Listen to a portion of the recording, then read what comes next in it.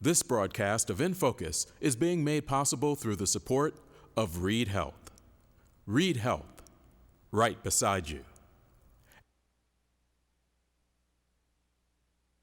And by First Bank Richmond, with 8 locations serving Wayne County. First Bank Richmond and you, doing great things together.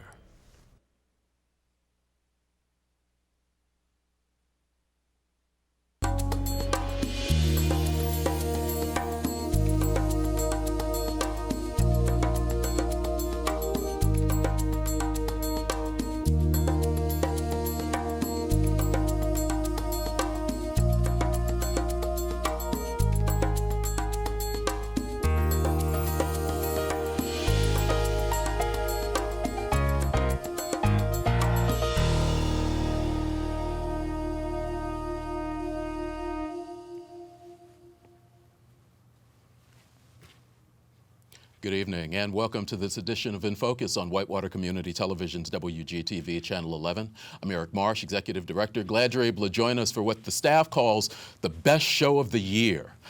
We did this for the first time last year. They absolutely enjoyed it. They had so much fun. And then I followed the team on Twitter as they went through their season and just had to have them back again. I'm talking about some members of the Richmond High School Speech Team. We are glad to have them here. Most of this hour will be spent with performances from some team members, and we'll talk to them in just a few moments. Want to remind you of a few things happening in the community. If you're planning on getting out this holiday weekend, chocolate. What a great way to start, huh? The Chocolate Garden is taking place. Richmond Symphony Orchestra presents the Chocolate Garden in the Rose Garden coming up on Saturday, May 26th from 4 to 6 p.m. It is a free event. Go and enjoy, and you'll also hear some great music along with tasting some great chocolate. The YMCA Trail Run is taking place on Saturday. The race begins at 9. If you need information, you can call 962-7504 or go to eventbrite.com for more information. The 15th Annual Historic National Road Yard Sale is taking place May 30th through June 3rd. 824 miles of roadside treasures. Just get out and drive US 40, head east and have some fun. Go and enjoy. The reading programs are going to be kicking off at our local libraries, and in May, actually May 30th, it begins at the Centerville Public Library. Children kindergarten and older will have a chance to do some reading, lots of guests. Check out the library for more information. And finally, the Nettle Creek Players are having their Young Actors Workshop 2018, July 24th through August 4th. Sounds like that's a little early, but you need to register for this, so you can register online. Availability is limited, first come, first served basis. Early registration is encouraged. NettleCreekPlayers.com if you need more information on that. And that's probably a great segue into welcoming our guests this evening, since they are a group of talented young ladies. First of all, Emma Sosi is with us. Thank you for being here. Thank you so much. I knew I was going to do this. Kay Walker, thank you very much for being here. Next to me, he was sitting over there last year, Coach Ronnie Swango. Thanks for bringing the team back. Thanks for having us. At least part of it. This is only a small bit of the team, actually. Naomi Carter is with us, and our only returner from last year, Justice Lewis. Justice, thank you for being back with us. Thank you. Going to start with you, Coach. Tell us a little bit about how your season went. First of all, for those people who don't know what speech is about, give us a quick synopsis of what this is like for them. Okay, so Speech Team is really a place for these students to develop their skills as performers, as writers, as speakers. And so what they get to do is they get to choose from a plethora of different events. I think in our state there are 14 different events, and at the national tournament there are 8 speech events, not counting debate. And so several different avenues for someone to express themselves, whether it's creatively through writing their own speech or writing their own play, short skit, short story, poetry, or if they simply like to perform other people's works, there's the art of interpretation and things like that. If they're more of what you think of when you think of speech, when you think of things like having roundtable debates, roundtable discussions. We have events like that. And we have some radio TV type things. We're at an event called Radio, where students have the opportunity to practice those skills by preparing newscasts, doing research, and they have a lot of fun with that as well. So we have a bunch of different avenues. And then we have these crazy things too called limited prep events where someone gives themselves a very short time to prepare, whether that's 2 minutes for an impromptu speech or only 30 minutes for an extemporaneous speech. There's just a plethora of avenues for an individual to speak on political matters, on social matters, or matters that are just personal to them. And one of the things that some people asked me last year after they saw the program for the first time was, do you have conversations with the students about what is and what isn't appropriate material for them, depending on where they are? Absolutely. So there are two kind of ways to answer that question. There's a level of appropriateness just in general. Like, for instance, we don't want certain language to be used in competition because it is, after all, still a high school competition. Okay. But there is also a level of appropriateness for the individual student that plays into that. Some pieces and some materials don't quite fit an individual and what they're trying to achieve. For instance, somebody might come to me and say, I want to do a speech on this, and I'll say, okay, coming from a 15-year-old who looks like a 15-year-old, running a piece that's supposed to be performed by a 35-year-old woman may not necessarily fit you and be appropriate for you, so we need to find someone who fits that piece more, or find material that fits more of what they want to do.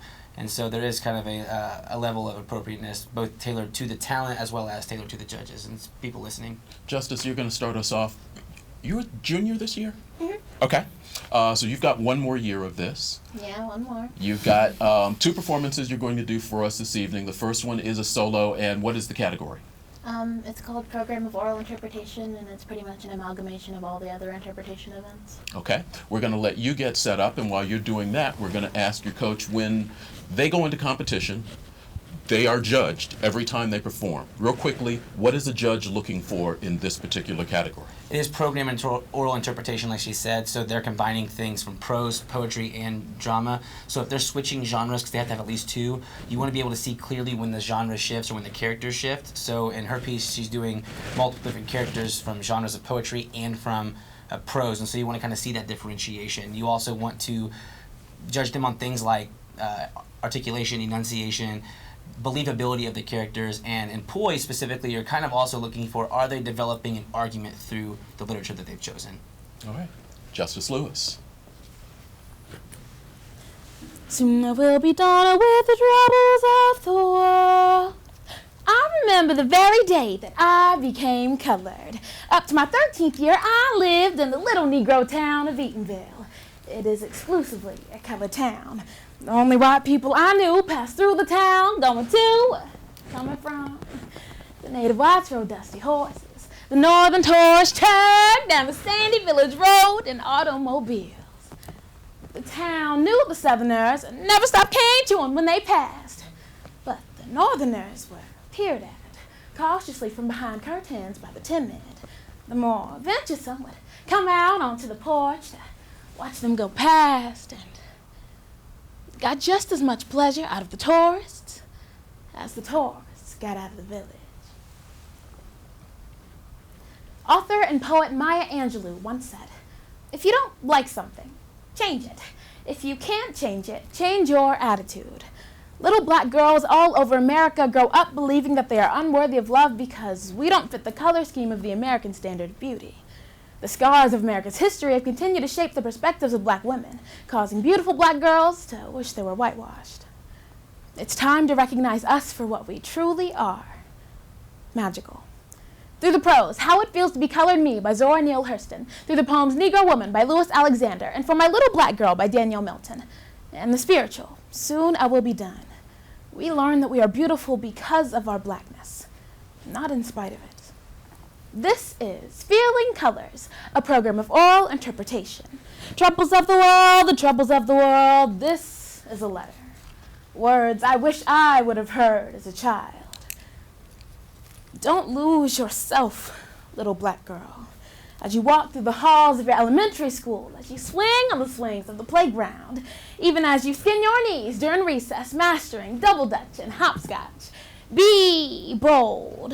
The front porch might seem a daring place for the rest of the town, but it was a gallery seat for me. Not only did I enjoy the show, but I didn't mind letting the actors know that I liked it. I usually spoke to them in passing. I'd wave at them, and when they returned my salute, I would usually say something like this. Howdy do, well, I thank you, where are you going? Don't lose yourself, little black girl. White walls, white faces, white noise. It's easy to get lost in it all, but you are beautiful. Your black is beautiful. The wind sings through your natural nappy hair, making music only God himself can delight in. During this period, white people differ from color to me, only in that they rode through town and never lived there. They liked to hear me speak pieces and sing and wanted to see me dance and gave me generously of their small silver for doing these things, which seemed strange to me, for I enjoyed doing them so much that I need a bribe to stop. Only they didn't know it. The colored people gave no dimes. They deplored any joyful tendencies in me, but I was their Zora, nevertheless. I belonged to them, to the nearby hotel, to the county, everybody's Zora. But changes came in the family when I was 13 and I was sent to school in Jacksonville. I left Eatonville as Zora. When I disembarked from the riverboat at Jacksonville, she was no more. I was not Zora anymore. I was now a little colored girl. I found it out in certain ways, in my heart as well as in the mirror. But I am not tragically colored. There is no great sorrow up in my soul, nor lurking behind my eyes. I do not mind at all. Even in the helter-skelter skirmish that is my life, I have seen that the world is to the strong, regardless of a little pigmentation, more or less. No, I do not weep at the world. No more weeping and a wailing. The sky hangs heavy tonight, like the hair of a Negro woman. The scars of the moon are curved, like the wrinkles on the brow of a Negro woman. Someone is always at my elbow, reminding me that I am the granddaughter of slaves. It fails to register depression with me. Slavery is 60 years in the past. The terrible struggle that made me an American out of a potential slave said, on the line. The Reconstruction said, get set, and the generation before said, go. I am off to a flying start, and I must not halt in the stretch in order to look behind and weep. No more weeping and a wailing. Your smile speaks life to the lifeless and love to the unloved. You flicker and shine as if it was your sole purpose for existence. You are sunshine, as if light is intertwined into your very DNA. Soon I will be done with the troubles of the world. Slavery is the price I paid for civilization, and the choice was not with me. It is a bully invention worth all that I paid through my ancestors for it. No one on earth ever had a greater chance for glory. The world to be won and nothing to be lost. It is thrilling to think, to know that for any act of mine, I shall receive twice as much praise or twice as much blame. It's quite exciting to hold the center of the national stage, with the spectators not knowing whether to laugh or to weep. No more weeping and a wailing. The stars twinkle tonight, like the glaze in a Negro woman's eyes, drinking the tears set flowing by an aging hurt, gnawing at her heart.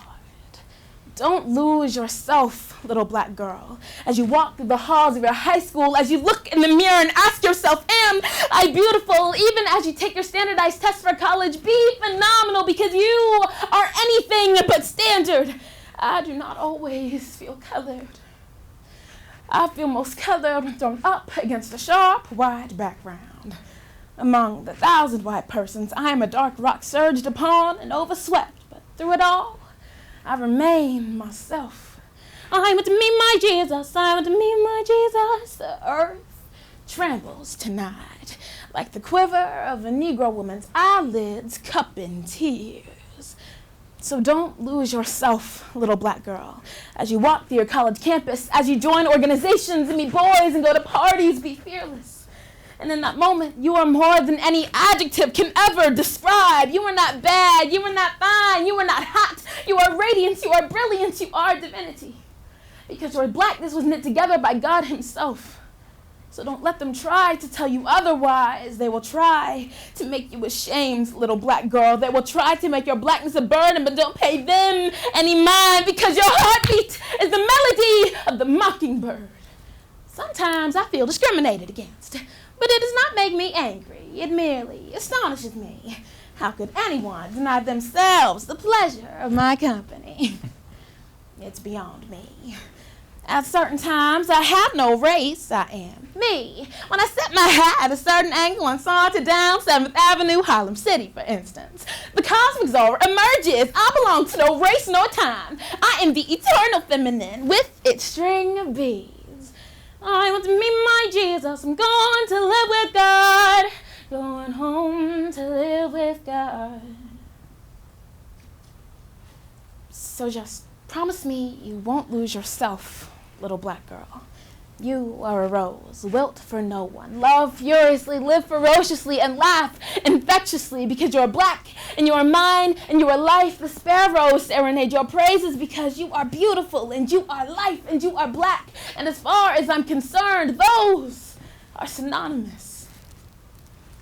When I sit in the drafty basement that is the New World Cabaret with a white person, my color comes. My pulse is throbbing like a war drum. I want to slow something, to give pain, give death to what I do not know. But the piece ends. The men of the orchestra wipe their lips and rest their fingers. I creep back slowly to the veneer we call civilization with the last tone, and find my white friend sitting motionlessly in his seat, smoking calmly. The great blobs of purple of an emotion have not touched him. He has only heard what I have felt. He is far away, and I can see him but dimly across the ocean and continent that have fallen between us. He is so pale with this whiteness in, and I am so colored.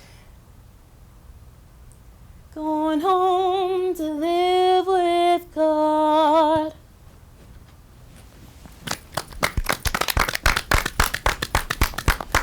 Justice, a sectional champion, state semifinalist. How do you think your season went as a whole? How did you enjoy it? I think it was great. I was only unsatisfied with 2 meets Okay. out of all of them. So otherwise, I was really happy. I won a lot of meets. That's pretty cool. Congratulations. You are so different from when you sit and talk to when you get up and perform. Yeah, I guess you could say that. When we first met, he thought I was outspoken or soft-spoken, and quite the opposite. I'm just talking. Emma, we're going to bring you up next. You are doing what for us? Prose interpretation. Okay, we'll let you get set. We'll turn to your coach and ask you the same question. When they are judged on a Saturday, what are the judges looking for in this performance? So like in any interpretation event, they're really looking for, again, that believability of the character. They're looking for, are you telling us a message? Are you giving us something that we can take home, like a theme that applies to us? And in this specific event with prose, you're following, because it's a short story, you only have 10 minutes to tell a story. You kind of want to follow that story arc. They want to see that exposition, that rising action, that climax, that moment that makes us go, wow, that was impactful. And then, of course, that falling action and then resolving the story. And so they really want to see that kind of character build and that story build, and at the same time, teach us something. In associate. My mother sent my dad a biography of Fitzgerald before they married, when Dad was in the Army. References to the biography crept into his letters to her. It could not have escaped my father's notice that during Scott's own stint in the Army, he wrote his first novel. Dad's letters to Mom, which had not been particularly demonstrative up to this point, began to grow lush with Fitzgerald-esque sentiment. After the biography, he tore through Fitzgerald's stories, seeing himself in various characters. Like many fathers, mine could occasionally be prevailed on for a spot of airplane. As he launched me, my full weight would fall on the pivot point between his feet and my stomach. It was a discomfort, well worth the rare physical contact, and certainly worth the moment of perfect balance when I soared above him. F. Scott Fitzgerald once wrote, "No amount of fire or freshness can challenge what a man will store up in his ghostly heart." We are all products of our upbringings and experiences. Their effects are alive and well in every decision we make. Author Alison Bechdel asks the question that we all eventually do. Am I like my parents? To find the answer, she must first relive the best and worst memories of her father and try to learn from his mistakes. Fun Home by Alison Bechdel. In my earliest memories, Dad is a lowering, malevolent presence. Dad didn't have much use for small children, but as I got older, he began to sense my potential as an intellectual companion. Years of neglect had left me wary, but then I ended up in his English class, and sometimes it was as if Dad and I were the only ones in the room. The sensation of intimacy was novel. We grew even closer after I went away to college. Books continued to serve as our currency. At first, I was glad for the help. My freshman English class confounded me. I didn't understand why we couldn't just read books without forcing contorted interpretations on them. But eventually, his excitement began to leave little room for my own. And by the end of the year, I was suffocating. His greatest achievement, arguably, was his restoration of our old house. My father could spin garbage into gold. He was a savant of surface. Historical restoration wasn't his job. It was his passion. It could have been a romantic story like in It's a Wonderful Life, when Jimmy Stewart and Donna Reed fix up that big old house and raise their family there.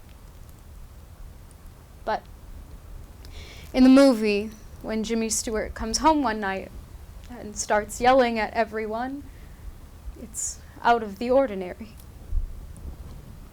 Sometimes when things were going well, I think my father actually enjoyed having a family, or at least the air of authenticity we lent to his exhibit, a sort of still life with children. And of course, my brothers and I were free labor. Dad considered us extensions of his own body, kind of like precision robot arms. In theory, his arrangement with my mother was more cooperative, but in practice, it was not. We each resisted in our own ways, but in the end, we were equally powerless before my father's curatorial onslaught. I grew to resent the way my father treated his furniture like children, and his children like furniture. I developed a contempt for useless ornament. What function was served by the scrolls and tassels and bric-a-brac that infested our house? If anything, they obscured function. They were embellishments in the worst sense. They were lies. Although I'm good at enumerating my father's flaws, it's hard for me to sustain much anger at him, partly because the bar is set lower for fathers than mothers. I want to say, at least he stuck around. But, of course, he didn't. His absence resonated retroactively, echoing back through all the time that I knew him. He really was there. All of those years, a flesh and blood presence, steaming off the wallpaper, digging up the dogwoods, polishing the finials, smelling of sawdust and sweat and designer cologne. But I ached as if he were already gone.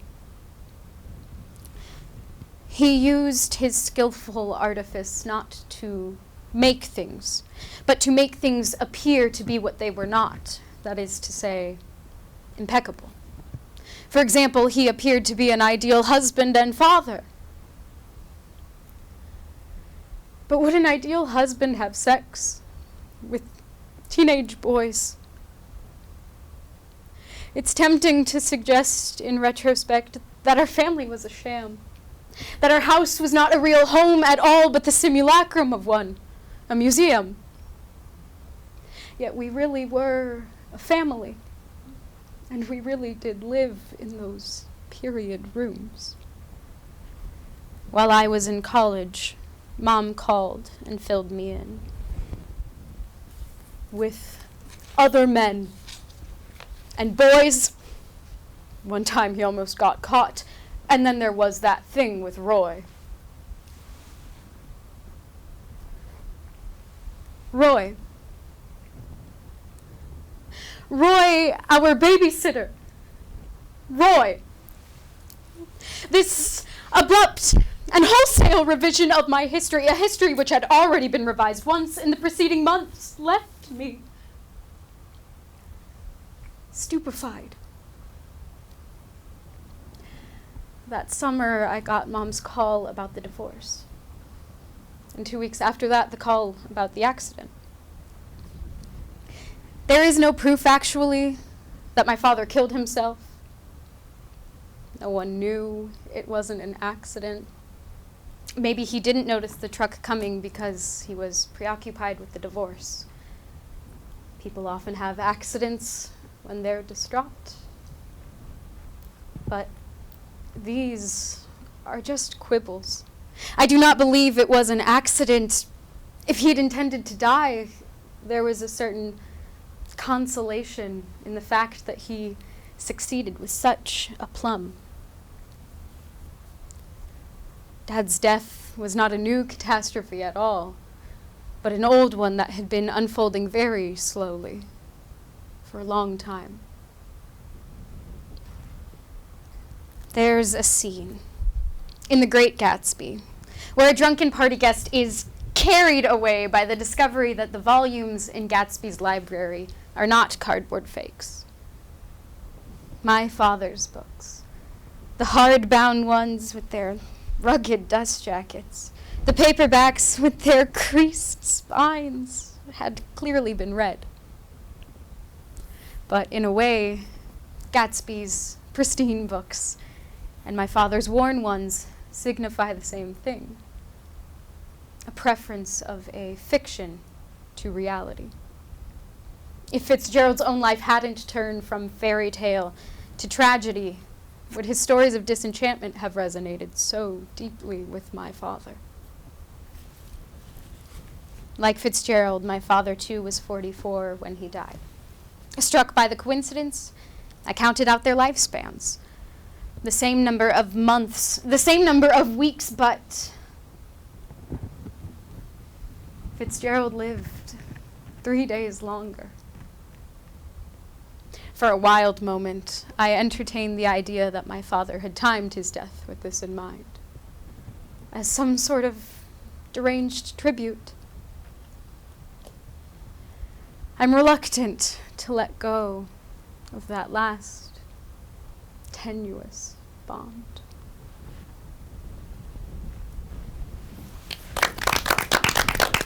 As my head's back and we get ready for Kay's performance, which is going to be what? Original oratory. Something you have created? Yes. Okay. We'll let you step up. This is not anywhere near the full team, correct? Correct. We have 19 students, and these are 4 of them. Okay. The season is not over? No, it is not. We have had an amazing season. Like, every one of these girls sitting here today, and then we had another person, 2 other people who, these girls are all sectional champions, and we had 2 more sectional champions. And as a team, we won sectionals this year. But also, all 4 of these individuals plus 4 more are going to be attending our national tournament. And if you remember last year, we only had 1 national competitor, Yes. and now we've had 8. So we've had an incredible season. I'm so proud of this team, and I just know that we're going to continue building on this. Where's nationals this year? Nationals this year are in Fort Lauderdale, Florida, so it's going to be hot. It's going to be fun. Oh, yeah. Kay doing, Original oratory. go for it. I have a confession to make. I've only just recently hit the age where my favorite part about the Christmas season isn't opening the presents that have been taunting me underneath the tree. Frankly, it used to consume my every waking thought on December 24th. One year I was so hyped up on adrenaline and candy canes that I woke up at 4 a.m. on Christmas morning. And because in my house you don't wake anyone up before dawn, unless you want a whole lot worse than coal in your stocking, I decided to pass the time by flipping through the seasonal movies on TV. I finally landed on How the Grinch Stole Christmas, the timeless tale of a furry green monster who terrorizes a town of festive citizens called Who's and steals all of their Christmas decor while they sleep. My first thought was that I definitely don't want to know what goes into a can of Who hash, but my second thought was of poor Max, the Grinch's neglected dog and loyal accomplice. And I couldn't help but wonder, if the Grinch was more appreciative of Max's companionship, would he be so fixated on ruining the celebrations of others? Unfortunately, the Grinch isn't the only one struggling with a lack of gratitude. Psychology Today shared an article written by Dr. Neil Burton, who said that gratitude is a diminishing virtue in modern times. In our society, we focus on what we lack, whereas gratitude is the feeling of appreciation for what we already have. Thankfully, unlike the Grinch, we don't have to puzzle and puzzle until our puzzlers are sore. Because in order to better understand our societal gratitude deficiency, we'll get our Grinch feet ice cold in the snow as we inspect the causes. Then we'll carve up the Who Beast as we examine the effects, and finally save Christmas as we discover some solutions. In the live-action Grinch film, we get a deeper look into the Grinch's past. Once, as a child, he beat the other children of Whoville in a sack race, and proceeded to shout, I'm number one, at them in victory. This noticeable lack of humility is one of the causes of our lack of gratitude. Robert Emmons, a professor of psychology at UC Davis, wrote in an article for Greater Good magazine that people who are ungrateful tend to be characterized as narcissistic, because the attitude of a narcissist is, life owes me something, or I deserve this. Whereas people who are grateful tend to be characterized as humble. Humility is the key to living a grateful life, because living in humility is admitting that you are not self-sufficient. We rely on our family, friends, coworkers, and even our pets to provide for us when we're in need. And resisting the appeal of narcissism keeps us grounded. Another cause of our lack of gratitude is the prevalence of shamelessness, which goes as far back as the ancient Greek philosopher, Xenophon. In her book, The Gift of Thanks, Margaret Visser explains that Xenophon felt that ingratitude and shamelessness were inherently tied, because someone who is ungrateful is capable of not caring about the upset opinions of others.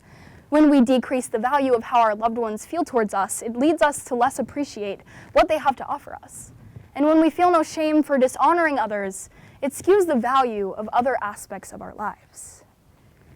Once the Grinch makes it down the mountain and into the town below, he begins to ransack and steal everything in sight. Once he's left nothing intact, he hauls the lot back up to his lair, only to realize that ruining the Who's holiday did not provide him with the feel of satisfaction that he longed for. And dissatisfaction happens to be one of the effects of our lack of gratitude. Activist Paula Laws put in the article for lifehack.org about the 15 habits of miserable, dissatisfied people. 5 out of those 15 were closely related to not expressing gratitude. They are never thankful for anything. They are critical of everything. They do things only for themselves. They focus only on personal gain, and they are envious of other success. Now, I'm no mathematician, but that's 1/3 of the habits of a miserable, dissatisfied person, and it ties into not expressing gratitude. You see, if you constantly live your life with this ungrateful mindset, then you will constantly be dissatisfied with what you have. And then you're caught up in this miserable lifestyle, wondering where your happiness went. Happiness and success are not measured in materialistic possessions. Those things are just temporary. Another effect of our lack of gratitude is that it actually hampers your health. In an article for the American Psychological Association, Dr. Paul Mills explains that in his study from UC San Diego School of Medicine, they found that people who felt grateful had better cardiovascular health, in specific, less inflammation and better heart rhythms. Gratefulness can even have an effect on disease prevention. Researchers from the universities of Utah and Kentucky found that gratitude can boost the immune system, and people who describe themselves as such had more disease-fighting cells in their bodies.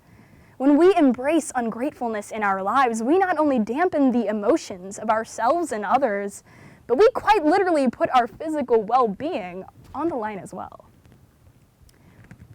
After the Grinch returns the Christmas decor to the Who's, and despite any reservations, they invited him to help them celebrate Christmas. And that is one of the solutions to our problem. We need to be willing to leap without looking into gratefulness. Researchers in a 2003 study from the University of Miami randomly assigned a group of study participants to keep a short weekly list of things they felt grateful for, while other groups listed hassles or neutral events. 10 weeks later, the first group enjoyed significantly greater life satisfactions. This powering through to gratefulness works because gratitude stimulates the hypothalamus, a key part of the brain in which regulates stress. In short, expressing gratitude just makes you feel better, and those positive feelings will keep you conditioned to commit to gratitude. Now, I wish that I could say that I've never been an ungrateful Grinch, but it's a process that I'm still working on. You see, there's not much in this world that makes me happier than a long, hot shower. And unfortunately, there's also 5 people in my family sharing a single bathroom and hot water heater. On most days, I'm the last person in line for the bathroom, leaving me with maybe 3 minutes to wash my hair before I am doused with what feels like ice water, colder than any Grinch's heart. And after this would happen to me, I would spend the rest of the day glowering at my family members for using the hot water that I didn't get, and completely letting it ruin the rest of my day. However, last year I signed up for a missions trip to an orphanage in Guatemala, and after receiving the information on where we'll be staying next summer, we learned a lot about the struggles that the children face. One in particular made me feel colder than any shower I've ever taken. The children at the orphanage do not have sufficient access to clean water whatsoever, and the access that they do have goes out for weeks at a time, leaving them not only unable to bathe, but also wondering how they're going to find enough water simply for drinking. Unlike the children at the orphanage, at home, I am not only surrounded by people who love me, but I also have all of the access to clean water that I could ever want. And I was so consumed with my own pettiness that not only could I not appreciate these things, but I would also revel in feeling like a Grinch, looking down into the town and coveting something that I felt entitled to. And that day that I held the orphanage pamphlet in my hands, I told myself that I was no longer going to let minor annoyances consume me, and keep in mind that I am lucky enough to have things that some people can only dream of. Today we have identified that too often we have a severe lack of gratitude. We've examined the causes, effects, and solutions to this problem. I hope that we can all understand that expressing gratitude is a crucial mechanism in simply becoming a better person. And we can't forget, the Grinch didn't always stay ungrateful.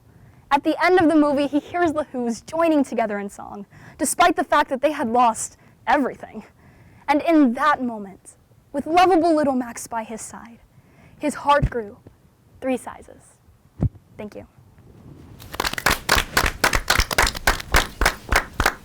Thank you. And as you sit, I'm going to kind of do something we don't normally do. I'm going to kind of direct from here. So Ryan, can you begin to bring up the pictures of the rest of the team? And Sam, while he's doing that, will you turn up the house lights, please? Okay? So we talked about the fact that this is not the entire team. That's your team. That's a pretty happy looking bunch of folks. That's them, yeah. Do you remember where that was taken? Yeah, that was taken at Newcastle High School. Okay. Well, you all are sitting here right now and hearkening back to my much younger days and watching people perform. You all spend a lot of your time actually doing that, sitting in a room, waiting on your turn. What's that like for you, each one of you?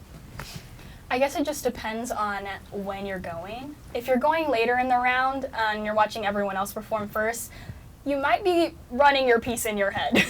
But if you go in the beginning of the round, you get to listen to everyone else and give them your full attention. Okay. She's saying in a round. How many rounds in a day? 3 or 4 most times, and Okay. then a final round. If you make it there. Yeah. If you make it there. I've mentioned being judged. 1 judge, 2 judge, 3 judges in a room. Does it vary depending on the competition? In your first rounds, I'm sorry, you can go. In preliminary rounds, you get a single judge per round, and then if you make next in or finals, then it's typically 2 to 3 judges. Okay. You all start your days how early on Saturdays? Too early sometimes. All the time. 5 a.m. every once in a while, sometimes 6 when we get a break, you know. 6 is sleeping in. Huh? You know, I have to say that this year they were gifted because We really were. in the first term of the year, there was an SAT going on at the school that hosted, and so we didn't get started until 1 p.m., which was really cool because we went to like 11, which was crazy. It was Halloween weekend, so they tried to have some fun with that. But normally, we're leaving at like 5 a.m. Because we got to get somewhere. And the unfortunate truth is that there's not a lot of schools in this area in East Central Indiana that host. Connorsville, when I was there, we used to host. Other than that, a lot of the local area schools don't really host anymore. So now IU East has been hosting the past few years, and then we've also hosted the past few years. And so we are kind of the only ones in East Central Indiana that are currently hosting. And so to compete, we have to travel sometimes, hour and a half to Indy, 2 hours north. Last year we tracked up 4 hours to Munster. You look real happy about that. Well, it was cool because It turned out to be 8 hours because Swango didn't really know what was going on, and none of us that's did. not true. What happened was We didn't know until we got it was actually really scary. Somebody had left their vehicle on the interstate, and so there was a holdup and literally a traffic jam for 4 hours. So we were sitting a mile away from an exit for like 3.5 hours, and so a 4-hour trip turned into an 8-hour trip. It was quite the experience. So while most kids are trying to stay away from schools on the weekend, you all are traveling We to live there. various schools. Thankfully, we left on a Friday evening that night and stayed the night in Munster. That was smart. Everything that we've seen up to this point and even last year were all solo individual performances. This final performance is actually going to be a duet as they prepare for themselves. And I turned up the house lights because unfortunately we didn't have enough lights to cover where you were stepping into, and I imagine with a duet it will even get worse. We'll fix that for next year. So why don't you all prepare, and we'll ask them, unlike the singles, on this duo, what are judges looking for? So it's still interpretation, so you're going to be looking for those character things, like are they believable in their characters. But what's really interesting about duo is that somebody else can mess up the speech for you, and your partner could completely forget their lines, and you're like, I can't speak, or I have to speak and trying to guide them to where they're supposed to be speaking. But what's cool about this event and what judges would look for are is one performer carrying the other, or is there sort of a mesh of these characters that both of them are bringing the weight? They're both actively making this piece engaging, and do they bounce off each other's energy well? Do they, in their moments of dialogue, does it feel genuine or does it feel forced? And then sometimes you get these really cool, wacky, and you'll see some blocking techniques where you'll see a lot of cool physical movement, and sometimes those type of things can separate a 1 and a 2 versus a 4 and a 5, and so it's kind of cool to see that. All right. We have Justice Lewis and Naomi Carter.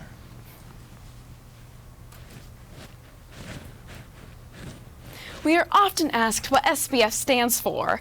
Those 3 letters represent many things. Justice, black and free. Sincere, blissful friends. Soulful, bold, and fierce. Staying black forever. We be Us be. single black female. And nobody wants to hear us. You've undoubtedly heard of the black male crisis. Well, there is also a very serious crisis for the black woman. The National Center for Health Statistics informs us that the marriage rate for white women is 76% higher than the rate for black women. Teach! According to the U.S. Census, 41.9% of black women in America have never been married. Dang. But even in the 21st century, the networks still won't cast a black woman as the Bachelorette. And no, I Love New York does not count. That's because they believe no man would want us, even if we come with $1 million. The best we can get is Flavor of Love. Flavor Flav? That's some BS. No, we're not in style. And we're not all the same. But we are looking for the same thing. To put it simply, love. Unfortunately, our generation is more single than double. This is her story and mine. And hers and hers and hers. And maybe his too. Our story. Well, at least we're willing to share here tonight. Come on in. The average black man in America doesn't want just any kind of woman. The ideal black woman is curvy, But not fat. natural, But not nappy. intelligent. But not outspoken. In this story, we follow the journey of 2 young black women trying to navigate the waters of dating in New York City while remaining true to their own morals. Single black female by Lisa B. Thompson. And SPF typically owns an impressive collection of cookbooks. As well as a healthy stack of takeout menus for those nights she doesn't cook. Like 6 out of 7 nights. Please, who has the time?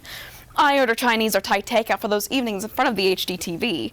And for those down-home nights... Amen, roast, baby, soul fixins. Amen. For dessert, red velvet cake. Suck it to me. SPFs also keep current subscriptions to Essence, The Nation, Metropolitan Home, and Vibe. You read Vibe? Oh yes, I must keep up with my students. Clothing depends on whether she's an artsy boho. Or a classy ho-ho. Hey now, watch it. She's always well-draped and politically And culturally. sophisticated.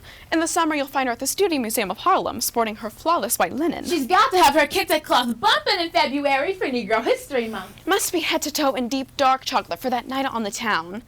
You know, I read in Vogue that chocolate is the new black. Doesn't anybody realize that black folk been chocolate for years? Talk, girl. By the time an SPF reaches about 30 years old, she's already found her sense of style. She's just looking for somebody to appreciate it. Where to meet us? At Abyssinian Baptist Church. Or at Brooklyn Tabernacle's 11 a.m. service. Amen! Praise Jesus! Glory, glory! Wait, who has all day to spend in church? This is not the South, you know. We are in New York City. You can also find us at the bank. Telling the manager to go to hell. Or at the video store. You can usually find several single black females deep in the lines on Friday and Saturday nights. Lines? Please, I got Netflix. Yes, you can also find us at the Stylist all day, any day. No more beauty shop for me. I'm a spa girl. It's the role of the black middle class to integrate. The spas? Yes, the revolution. One massage at a time. Each of us has a role. Somehow I don't believe that's what Martin, Malcolm, nor Huey and Bobby had in mind. Don't judge. I'm just trying to do what I think is right. After all, we are all women who come from fine stock. Our mothers and grandmothers were strong black matriarchs. Whom we've learned to forgive for not being stronger. Not to mention forgiving Daddy! Hooray for therapy! We are 3 paychecks away from being on welfare and 2 art openings away from being culturally insignificant. We all have a constant preoccupation with our behinds and hairlines. We are mirrors for each other. A typical SPF carries. And her Marc Jacobs purse. Or her Coach briefcase. A healthy supply of that mango body butter. Don't want to sport any ashy elbows. She also needs stylish business cards and a trusty iPhone. And do not forget the one thing she cannot leave home without. American Express. In case of depression, crack open that wallet and spin. In her closet, an SPF can never have too many. 7 jeans or St. John suits. During her lifetime, an SPF can never have too many. Dates. Stocks. Season tickets for the symphony. And flowers. But an SPF better be careful if she has. Too much weight, too many wrinkles, too much debt. Or too much unresolved anger. Relax. Breathe. Thanks, girl. After all, being single is a middle-class black thing. You need to understand. Wait.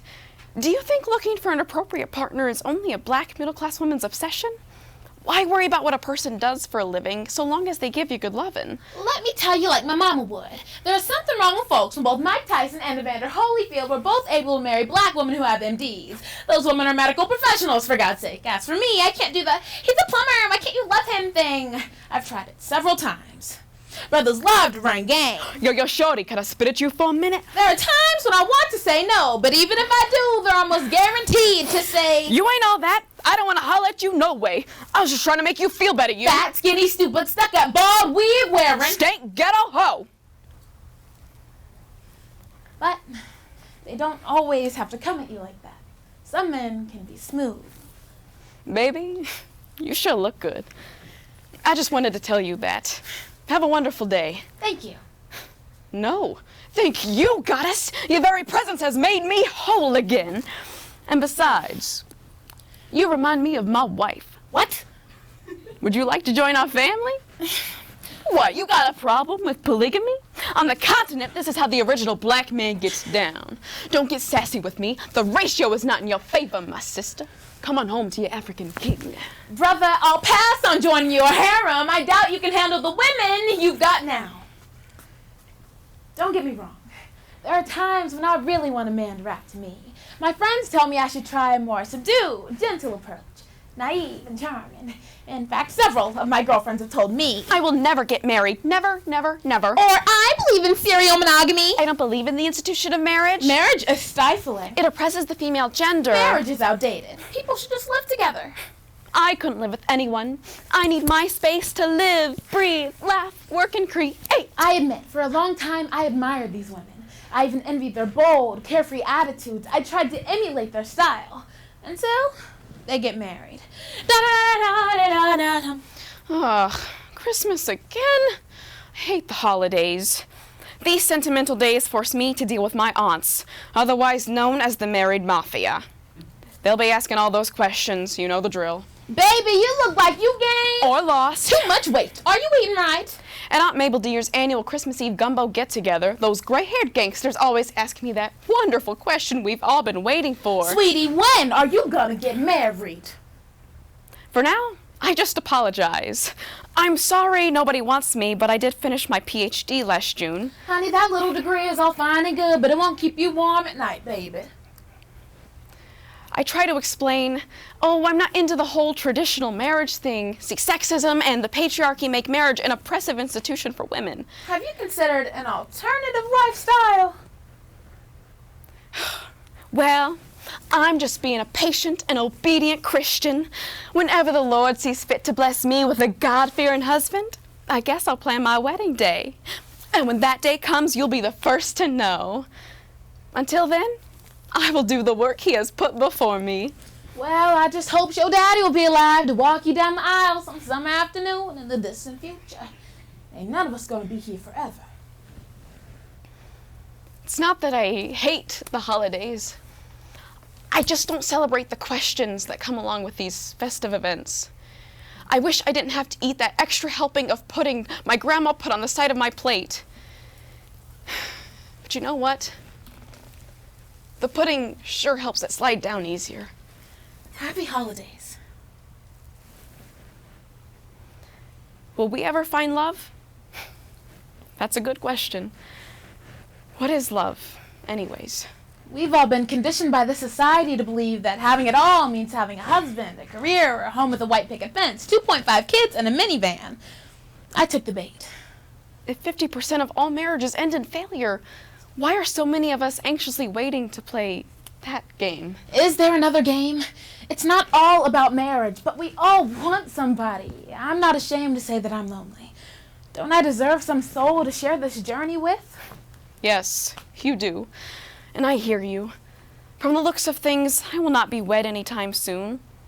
This is not the life either of us expected to have as little girls. That's what hurts. Yes, we are brilliant and fierce and stylish, but deep down, we're just little black girls who want to find someone to make us feel like chocolate magic sunshine. That's cute. Chocolate magic sunshine. I like that. So I guess we're making our own history. And we ain't going nowhere.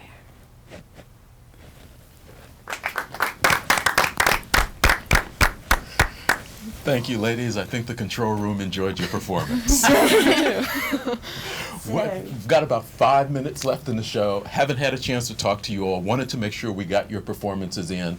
You are a sophomore? I am. First year on the team? Yep. What do you do besides this? I also do dramatic interpretation, and that's what I'm going to nationals for. That piece that I'm working on right now is about a deaf girl who falls for a boy with cerebral palsy that is on her bus, and she learns that communication is so much more than words. Okay, what about you? You are I'm a sophomore at High School. You are a lucky coach. I am. You're bringing back a lot of your team? Yeah, I think I've got, so I calculated the other day, I think we've got 8 sophomores, 2 freshmen. If you're a freshman watching right now, join our team, please. And then, but that happened last year too. We only had 3 freshmen, and now we have like 8 sophomores. So like it really joined their second year. And then we've got, I think 6 juniors. So we have a plethora. We only had 4 of our 19 kids that are seniors. So 15 of our team members will come back next year. What made you decide to do speech? I heard about it from some friends that were also on the team, and I wanted to do it the year before, but I just didn't do it. And then this year I joined, and I loved it. Naomi, how about you? What year in school? I'm a senior this year at school. Ooh. Yeah. Okay. Leaving. But Is this your first year on the team? last year I joined like in the middle of the school year. Okay. And so this is my first full season. With the How was team. it for you? What did it feel like? It was nice to come in and have a whole bunch of people who were doing the same kind of thing. So it felt like its own community, its own family, especially growing this past year with all of the underclassmen coming in who are all so amazing at what they do. It's really nice. Like, I haven't been here for that long, but it's nice to see them grow and me grow with them all at once. Besides speech, what do you do for fun? Oh, for fun? I'm in the radio TV class at my school, so I do the announcements Monday, Wednesday, Friday. Drama club, we have that. I've been in plays all 4 years of high school. What else do I do? Not sure. Are you going to school next year? I'm in choir. Are you going to school next year? Yes, I'm going to the University of Indianapolis in the fall. Congratulations. Thank you. And Justice, we know that you've done this before. Yeah. What do you do outside of speech? Everything. I'm in choir, I'm a Red Devil mentor, I'm in the drama club, and I'm a devilette. Nice. Ladies, thank you for being here. We appreciate you coming. We appreciate you sharing your talent with us, with the community. We really have appreciated a chance not to talk a lot, not to ask a lot of questions, and just to enjoy your performances.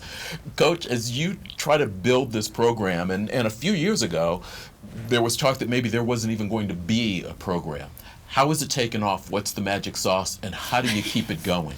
So glad you asked, because I definitely wanted to get this in. So when I took over the team, there were, I think, I think we had 7 members that started, and a few of them quit when I took over as the coach. And a lot of that just comes from culture of, like, being with the coach for so long, and then things changing, and you're like, you don't necessarily like that change. But my goal was to get that core grounded and get them prepared. I only had 2 years to do it because most of them were juniors. And so Justice joined the team that year. She was a freshman, and another one of our team members, Alex Eastman, who's going to nationals, is also a junior. They were the first class I had, and so if I could get those juniors and seniors to really buy in, they could, help peer coach and mentor those younger people that would help grow the team. And so every year we've gotten better. I think the first year I was coach, we were 5th at sectionals with 1 national qualifier. Last year we were 2nd at sectionals. I think we placed like 3rd or 4th in the state in our class. And then we had 1 national qualifier. And then this year we won our sectional tournament after the team before us had won it like 16 years in a row.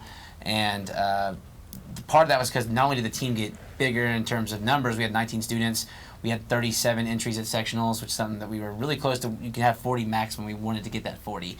But part of the reason this team really grew was because I had a dedicated assistant coach, and I would be remiss if I didn't mention him. His name's CJ Scott.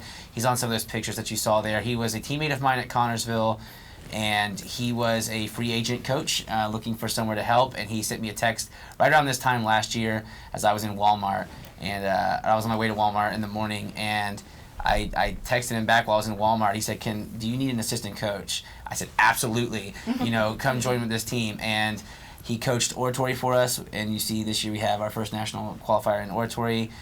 Who was sectional champ and district champ. He helped coach poetry and info, and so we just grew it through having a dedicated assistant. Congratulations. Thank you so much. Hopefully we can have some more team members back. Maybe we'll expand this to 90 minutes. What do you think? If you haven't seen all of this show when you came in, replays tonight at 10:30, tomorrow at 8, Saturday 8 a.m. and 9 p.m., Sunday 8 a.m. and 1 p.m. You'll also find it on WGTV online. Next week we're taking the show on the road. So In Focus, out of the studio. Thanks for watching. Have a good night.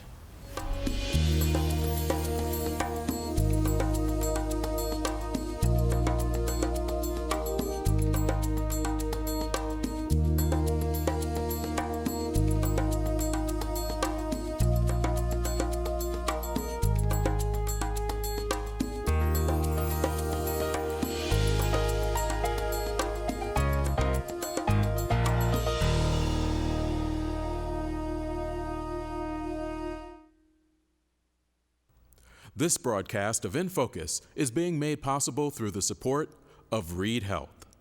Reed Health, right beside you. And by First Bank Richmond, with 8 locations serving Wayne County. First Bank Richmond and you, doing great things together.